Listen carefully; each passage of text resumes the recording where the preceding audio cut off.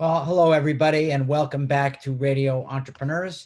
Again, my name is Jeffrey Davis. I'm the host of Radio Entrepreneurs, and we continue to stream through this year stories of entrepreneurship, leadership, and how organizations are staying competitive in this new economic reality.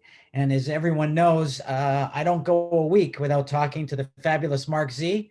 And welcome back, Marc. And we're going to have one of our wonderful Marc Z moments. Welcome, Marc. Thank you, Jeff. Great to be here. Great to share this challenging year with you. At least we've had each other's support throughout the year, and hard to believe it's finally ending for a new beginning of next year. Well, as this year was a surprise, I'm sure next year will be as well. That's for sure. I'm sure just more positive. So, Marc, we discussed offline the concept of how people are staying motivated. Now that we're sort of 9 months into this pandemic and economic turmoil, being motivated is a marathon, and it's been tough for people. I've been hearing it a lot more over the last 2 weeks. Just last night, I heard from somebody I know very well in Canada who owns a business, and he was not predicting a great future, at least in that market where he is. And he's very pessimistic and is really oriented around continuing to make change to adapt. So I don't know what you're seeing, and I'm always interested in what you're seeing. Well, first of all, you're totally right. I mean, it's been a challenging year, and everybody's got a lot of hope for next year, but it's even challenging for employees at all levels to stay motivated as we're now into the holidays. Once Thanksgiving hit, or even probably the week before Thanksgiving, people are starting to think about the holidays and think about the end of the year. A lot of people are letting their guard down. The other day I was taking a walk, and there were a number of people that I had to dodge on the street because they didn't have masks on. And I think a lot of people have COVID fatigue and just want that social interaction. So what we want everybody to do is stay motivated personally and professionally.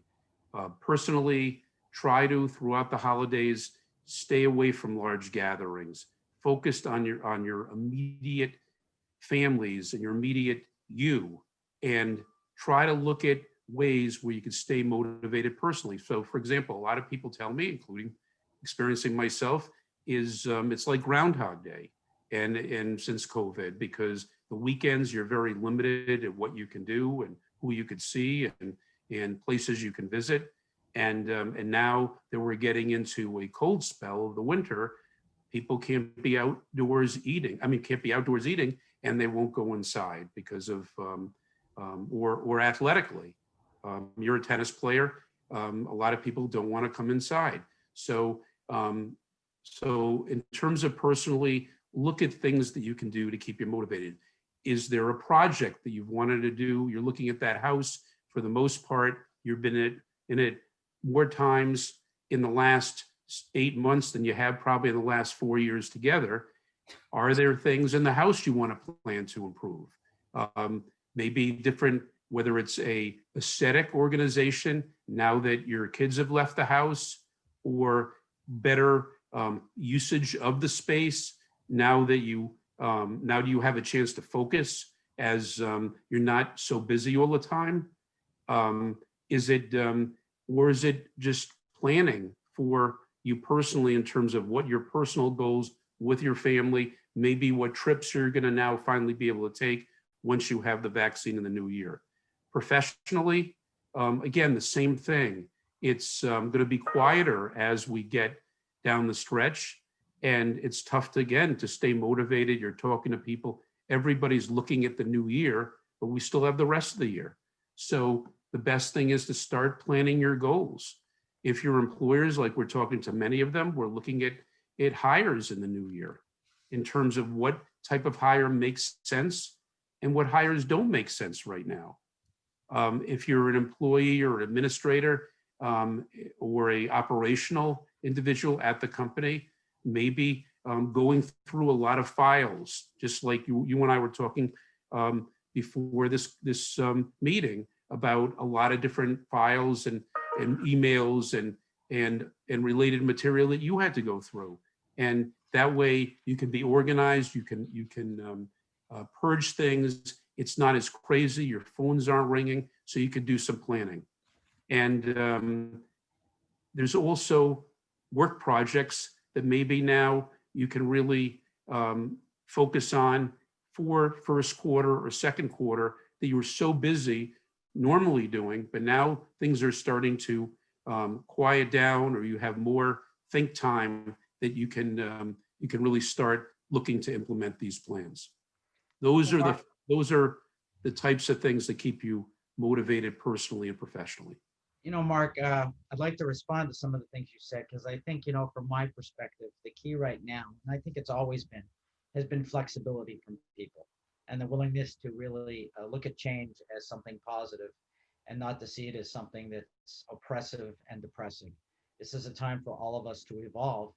And I'll give you an example. I think you're right about the relaxation. People are more relaxed, some of it because they're just tired of it, and some of it because they're managing out of fear. People walking down the street, that can be fatigue. Exposing yourself to people, that can be fatigue. Retailers allowing themselves to allow people into their establishments more casually without monitoring. There's economic pressure on them to stay open. They're worried about their businesses. You can see businesses that are struggling and trying to stay open. And I encourage them to understand that there are people who expect them to conform, and you lose business when you're managing for one person or two people who are breaking the rules.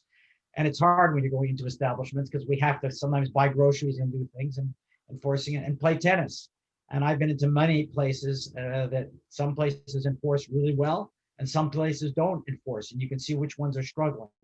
But it's hard, and it's the same thing with business. I've noticed in the last week multiple companies that I'm associated with that there have been reports of COVID-19, and it's not necessarily the worker who got it. It's that someone in their family got it as a result of exposure.